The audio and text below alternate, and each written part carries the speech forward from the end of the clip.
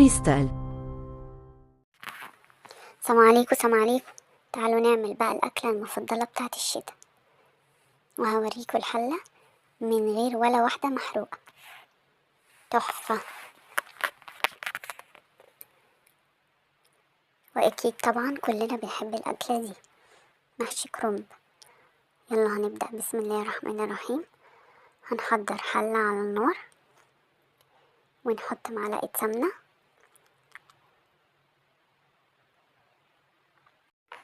وهنحضر 3 بصلات مفرومين نقطعهم بإيدينا أو في الكبة، وهنسيبهم على النار لحد ما لونهم يبقى ذهبي.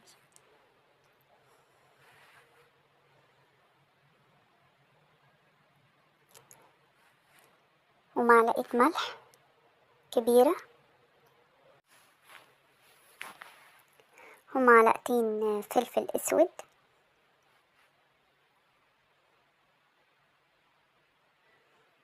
وهنقلبهم على النار.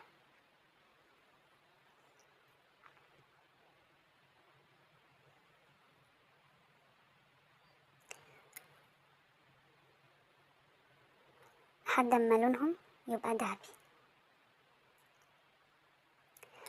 هنحط برضو 3 طماطمات نضربهم برضو في الكبة او نقطعهم مكعبات صغيرين، وهنحط عليهم معلقة سكر. والخضرة بتاعت المحشي انا كنت مفرزاها في الفريزر، واول ما نحط الخضرة نطفي النار على طول.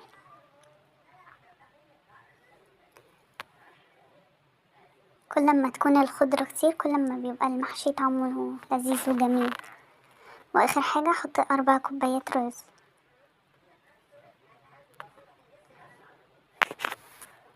كل ده واحنا طافيين النار، وهنقلبهم كويس وبس كده.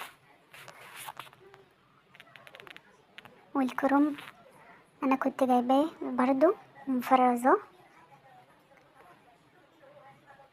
وطلعته قبل محشيه بشوية. طريقة تفريز الكرنب سهلة جدا، ان شاء الله هعملها لكم. اسهل حاجة لما نيجي نعمل الكرنب بنحضره قبلها بيوم، بنحضر الحاجات كلها وبنيجي نحشيه تاني يوم. بيبقى الخطوات سهلة جدا. وانا اهو خلصت الكمية كلها وهرصهم في الحلة.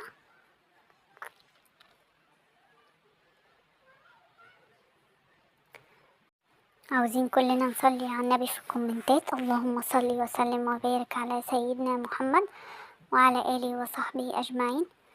أنا كده رصيت الكرنب في الحلة، ودي الشوربة.